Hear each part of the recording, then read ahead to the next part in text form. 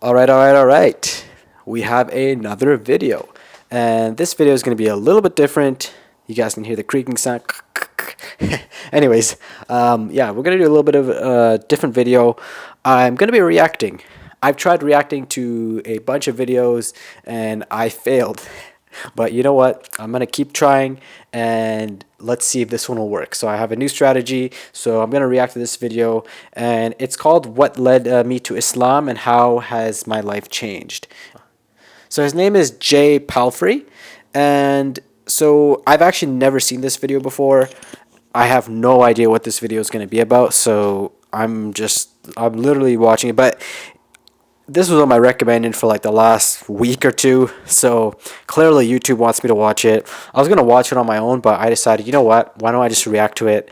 Because for me personally, some of you guys already know I'm a Muslim, but what a lot of you guys don't know is that I didn't embrace Islam until I was probably the age of maybe 20, 21. So before that I didn't really believe, like, you know, I was born with Muslim parents, of course, and in Muslim surroundings, but I didn't really believe until then. So I kind of see myself a little bit as a revert sometimes, because that's when I fully accepted it. So a lot of the times when I hear these stories I can kind of relate.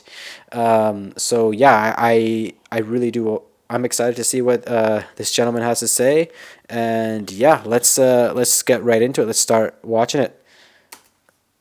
We focus. Yes. What is up, everybody, and welcome back to a brand new video. I'm so excited to be filming again. I've taken a little bit of time off because of the events going on in the world. I thought it would be good to just take some time to educate myself and to learn more about the events going on in the world, and I will talk more about what's going on in the next video. Makes sense. I mean, you have to learn what's going on. I know I took some time off from everything because I wanted to learn what was going on with everything. So, good point. Man has a point. So, I agree with him there. In today's video, I'm going to be explaining what led me to Islam in the first place and what has changed since I've learned about Islam and I've embraced it myself. Just quickly as well, there is a huge thunderstorm going on outside right now, so I've just put my lights on and you may hear thunder and a lot of rain going on throughout this video, so I hope you don't mind. We don't mind. Oh, wow. Oh. When I was in Senegal, actually, there was a lot of thunderstorms. There was a few thunderstorms, and I remember one day it was like crazy thunderstorm. We turned off all the lights. We're like, wow, it was insane. And it's a village, so it's different, right? Like, houses are built like the straw houses, and there are houses that are a lot normal, but a lot of the houses were like just completely, like, the next day it was like a lot of the houses, like, I guess the branches fell off. So it's pretty interesting. So I will start off my journey growing up. This is me, really young. So growing up for me was not so great. My dad left just before I turned 1 year old, and then my stepdad came into our life, and he was and still is incredibly Islamophobic and racist. He is kind of the man I never ever wanted to turn into. So something that I noticed from a lot of individuals, especially a lot of people, it's a lot of it is in their childhood. So in terms of this, you know, when you're brought up in an environment that is very it could be abusive, or it can be kind of you see a certain person this kind of way, it can really condition a kid to, you know, just be, it can really, like, I don't even know how to explain it. Like, it can really, it can have huge effects on a child, right? So in this guy's case, he's probably like, you know, his stepdad was, you know, probably, he's a huge Islamophobe, as you guys can see. But from what I'm seeing, he seems like he's a lot more open-minded, and it looks like he actually, you know, he didn't believe that, and, you know, his beliefs were a lot more different to his stepdad, which is important, right? Like, it's important to be your own individual, and it's important to discover things on your own. So good on him. But there are a lot of kids, not a lot of individuals, you know, who come from an upbringing like that. It doesn't have to be Islamophobic, it could be anything, and it conditions them as they grow up as well. So that's something I just want to mention. Or become anything like. When I was 14, my mum and him divorced, and At the same time, my incredible granddad passed away. He was an incredible man, guys. He was so kind. He loved art. He loved going to the beach. He just exuded happiness and positivity, and was just an amazing man. Now that's something that I actually find very interesting too. Shout out to the rain. The rain sounds amazing.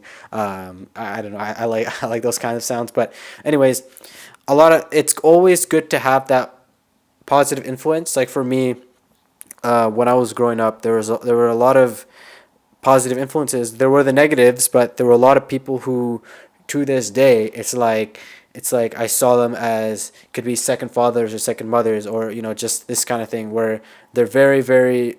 There's a lot of good people and a lot of bad people in the world. Like it just, and I mean maybe not bad people, but people who have the wrong intentions. So I think that's super, super important. And yeah, I think that's awesome that he had his grandpa. He got to see a good side of things, and not just a negative. A lot of times people may come from abusive households and they only see the negatives. But when you have, at least when he had his grandpa, obviously, unfortunately, he passed away, and it could have been a turning point for him. So let's just see what happens there.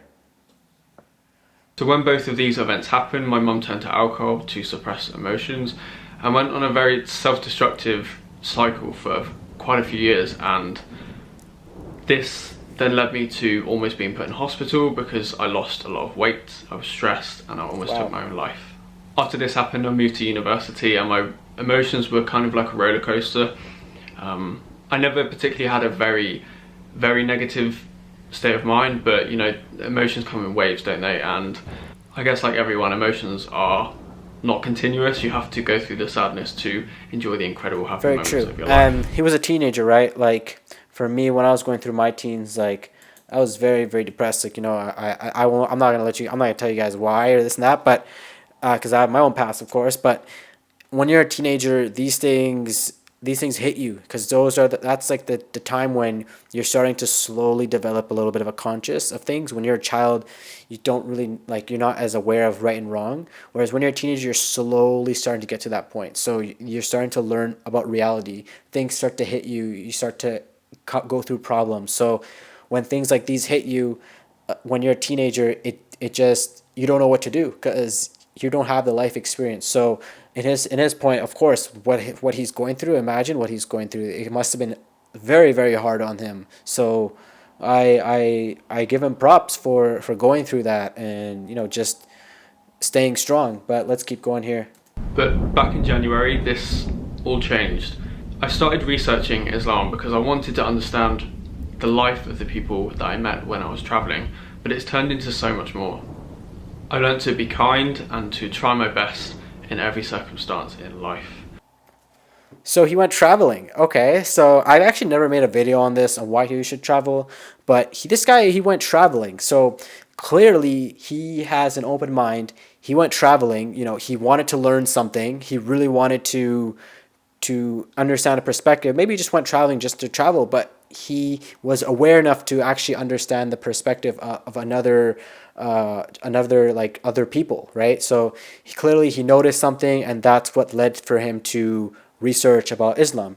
And that's why I always recommend traveling or going out of your comfort zone, doing something different, because oftentimes you won't understand that world until you step there. Like, we see stuff on TV, but think about it, TV is like a very exaggerated part. Like, you see the protests, like in the US in recent times. That's a part of like the cities, like. But if you're outside of the country, like then you're probably gonna be like, oh man, the whole of America right now is in flames. And yeah, there was a lot of issues there, but it's like a lot of times television does really change your perspective, and you don't really understand the places. So that's why I think it's great that he went traveling and he decided to learn about Islam through that. Everyone makes mistakes, right? But as long as you are trying your best, because you never know when things could end. I'm a lot more open-minded. Don't get me wrong, I was never mean or offensive to anyone, but learning about Islam, it's led me to understand people and their way of life a lot more. It's really helped me to broaden my understanding of people and to listen more. Honestly, The thing I've learned throughout my life is listening is the key to a better understanding of anyone around you. That is very, very true.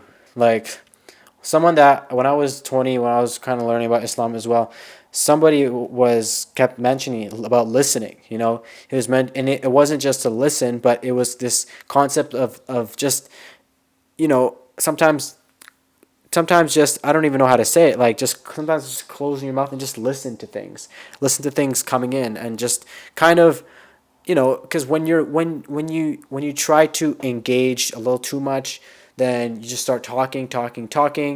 You don't get anything out of it. There's a book called How to Win Friends and Influence People. One of the key concepts of how to win friends and influence people is to listen to people, because people like to talk, right? People love to talk about themselves. But as a listener, you're learning more about that person, and you're learning more about what they do, and you're learning more about this thing. So when you're listening, you know, it's listening is a very interesting skill. You know, it's something that I actually never hear too many people talk about. Listening is something that, even for me, like when you listen, you know, you can really, and maybe it's an introvert that introverts listen more, maybe extroverts. It's not about that, but listening is something that's hugely important. And I think that what he did was super dope. Like, I think it's awesome that he did this, because when you listen, and you know, then you're kind of taking, you're kind of making it like, okay, you know what, like, I'm just a regular person, and maybe this person can teach me something, or this thing can teach me something. So you're always learning. Anyways, let's keep going here. Ramadan was a huge turning point for me. I think it is for anyone who's learning about Islam and taking part in learning and experiencing what it's like to be Muslim. I think Ramadan for me was the pivotal turning point in my research, in my learning, and me discovering about this incredible religion. You know, when So yeah, Ramadan is something that's huge, especially for a lot of Muslims. If you guys don't know what Ramadan is, Ramadan's basically we fast 30 days. You know, we abstain from a lot of different things that, like, obviously eating, food, drink, obviously, sexual matters, things along those lines, from sunrise to sunset. But one thing that Ramadan really has, the effect that it has, is it's kind of like a detox as well. So it's like a spiritual detox. So you're abstaining from these things. A lot of people think it's food and drink. It's not just food and drink. It's kind of establishing your relationship with Allah, God, and it's something that really, that when you come out of it, you feel amazing, because, you know, you for once, for the 30 days, instead of focusing 100% on your career, or you're 100% focused on this, you decided to take a step back and just come back to who you are, and yourself, and where you came from. So that's why Ramadan is a huge turning point for many people. Every year you see someone becoming like a drug dealer, or they're doing this, doing that, and then they come, and then Ramadan comes, and then they could become a complete different person after Ramadan. So that's something to mention. And yeah, going back to his point there, clearly Ramadan helped your him as well. mind So and your yeah. body are being tested that much for an extended period of time, you really tend to focus on what's important, what means the world to you, and strengthen your relationship with Allah. And yeah, those days were detrimental to me, and just learning and being present. And yeah, I think for me, one of the most important things that I've learned and experienced through this is my mind is a lot calmer. Even take today, for example, we're in the middle of a global pandemic. There's a lot of violence around the world, and there's a lot of global issues occurring right now that usually would have turned my mindset pretty negatively. And you know, I've been in this apartment by myself for 3 months, and I'm actually shocked at how positive my mindset has been. I don't think if I hadn't have researched Islam and got to know Islam better and just really understood it more, I don't think I would be in this position. I think I would be in a very negative mindset, with a mind that chooses to focus on negative options rather than the positive. So this is something that, even when I kind of decided to fully embrace Islam, I noticed as well, is when I was anything that would happen, things, because life happens, you know, everyone has problems, everyone has issues, and we all get stressed. These are natural things that happen. But I found that, you know, because I pray 5 times a day, you know, being able to pray 5 times a day, you know, doing these things, there's always something in my mind that told me, you know what, this is temporary. You know, this is just, it could be a test, or it could be this. Like, good things are coming your way. Like, Allah, like, He won't forget you. You're praying 5 times a day. You know, you know, if you're doing this, you're doing that, you're helping this person out. Like, that's something even that I've noticed, and I think that it's very, very important sometimes, because, you know, as we saw in the pandemic, people were panicking. People were in panic mode. They were getting toilet paper, this and that. You know, everyone's overreacting. And I was stuck in Senegal for some time. You know, I couldn't go. I couldn't come back because my flights got canceled. But I was a lot more calm than I thought. And yes, there were days that were very stressful, but I knew that I was going to come back eventually. And it kind of, you know, I still continue my prayers. I still did this and that. It just kind of, it was this reassuring thing that everything's going to be okay. So that's kind of what I felt when I was going through this whole pandemic thing that's been going on. You know, I wasn't here, but that was kind of the thought process for me. So I completely understand what he means here. And yeah. And being alone with your thoughts, especially for 3 months alone, can obviously turn many things negative. You tend to overthink things, you tend to bring up things that's happened in the past. When you go to sleep, your brain always somehow throws up things you've done years and years ago. It's like, I always think it as, whenever you lay down, it's, your brain just wants to give you a lucky dip of everything that you've done wrong in your life. I find it really... Yep. Every day. Your mind is always running. And for Muslims, we call it waswasa. Basically, it's like Satan whispering in your ear. So it's like the concept people say, the devil and the angel. But anyways, yeah, this happens. Negative thoughts come in and out, especially when you're alone, when you're by yourself, when so this is something that's very, very relatable to many people. It doesn't have to be you're Muslim or not Muslim. Like, it's relatable. We all go through these thoughts, and this pandemic, I'm sure there's been a lot more anxiety, a lot more depression for a lot of people. I hope not more suicides, but things like that. It's just, so this is like something that does happen, and yeah, he's spot on here. funny. But none of that's happened. I am very peaceful, I'm very happy. But even though I'm alone, I'm never truly alone, because I have Allah right by my side, watching over me, making sure I'm safe and guiding me on the right path. Now I feel like I have a huge sense of security and peace of living, and I really do feel like I'm on this planet for a purpose. Yeah, and it's great that this guy, like, in terms of the worries, like, he knows that he has Allah, and that's for Muslims, it's called tawakkul. So tawakkul is basically having faith in God alone, right? And that's the purpose of Islam. You know, Islam it's submit, right, to one God, and there's no middle ground between God and you, right? That's just how it is, right? So that is kind of what he's going through here, and it makes a lot of sense. And yeah, I think as again, I understand exactly what he's saying. He's spot on. But yeah, it's great that he's developed this sense that he's able, even though all this stuff happens, he's actually able to really focus on Allah, and that's awesome. For me, I do my best to read the Quran every night, and that's something I've been doing ever since actually this pandemic's been going on.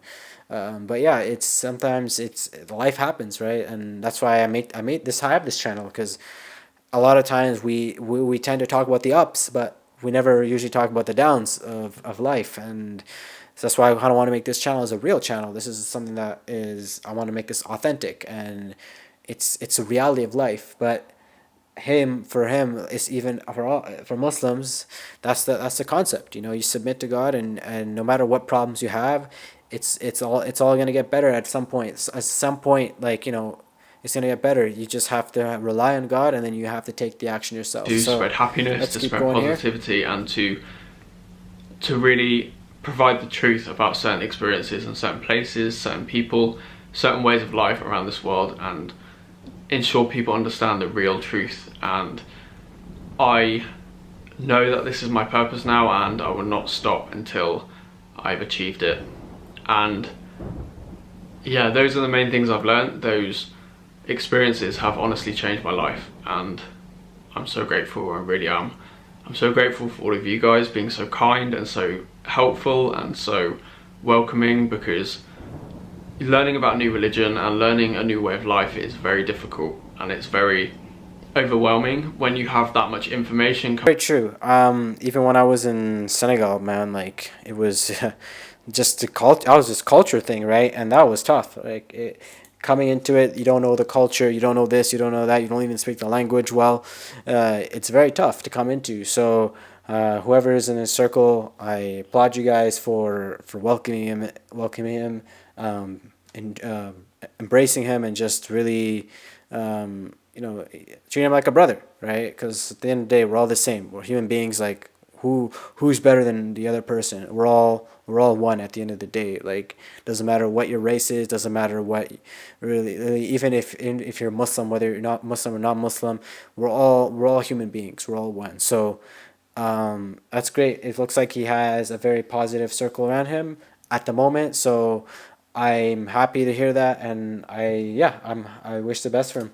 Going through your head and through your headspace and things like that is very overwhelming sometimes, but yeah, I think it's gone really well. It's only been a few months really since I've learned, and I've learned so much, and I'm loving every step of the way. So I hope that has answered your question about what I've learned and what my experience has been like learning about Islam. Okay, so before that, so he's been a Muslim for a few months. So as he goes through, the cool thing about life and just in general, for me, I love learning. So the cool thing is that when he said that he learned a lot, and he's gonna keep learning, is that this is like a lifetime thing, right? You're always gonna be learning. They're always gonna be learning this. Always gonna be learning, and I think that's a cool thing. Like for me, I'm always learning. Like I'm like on YouTube for hours and hours just learning. Like I'm learning about a specific topic right now, and I'm just constantly learning. I'm learning all the time, and I think learning is very, very important for all of us. We should strive to learn. Education is important, and I think that if we all strive to learn, then we're really all gonna succeed in whatever we're trying to do. So great that he's taking that step, and let's keep going here. It's almost done. And how my life has changed throughout the few months that I've been learning about it. All of it has been incredibly positive, and I recommend anyone who is just learning about it to continue learning about it and to educate yourself. And that's it for today's video. I just want to say thank you so much again for the support. Thanks for watching. I love you guys so much, and I will see you very soon. Stay happy and stay safe. Cool. So yeah, this guy is very positive. One thing that I find very cool is, a lot of times when we think about Islam, we think about Pakistanis, Indians, Somalis, like that. Those are like the or Saudis. We think those are like, we think of them as like as Muslims. I guess that's like maybe the regular North American might think is a Muslim, but there's actually a lot of Muslims that aren't from there, which is interesting. There's Muslims from all over the world now, right? So that, I think it's really cool to see. Like it's just a diversity.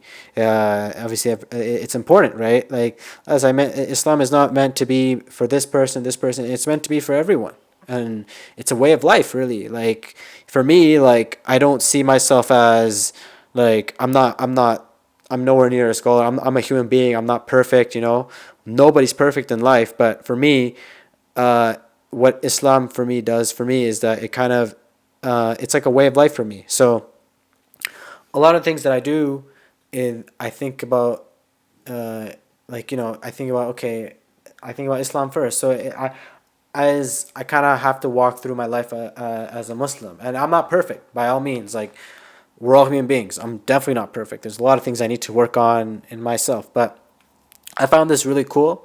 This is the first time I did a reaction video. So I don't know how this is going to come out. But this is actually the first time I watched this video.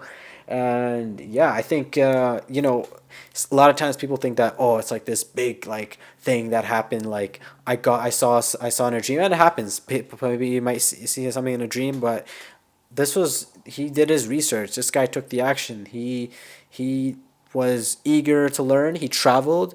He had a traumatic childhood, and he decided to rise up and just kind of go through it. For me, my childhood wasn't the worst, but coming out of it, I had very low self esteem, and I had to kind of work my way up and really learn a lot about just myself and just things around me. So, yeah, I think this is great.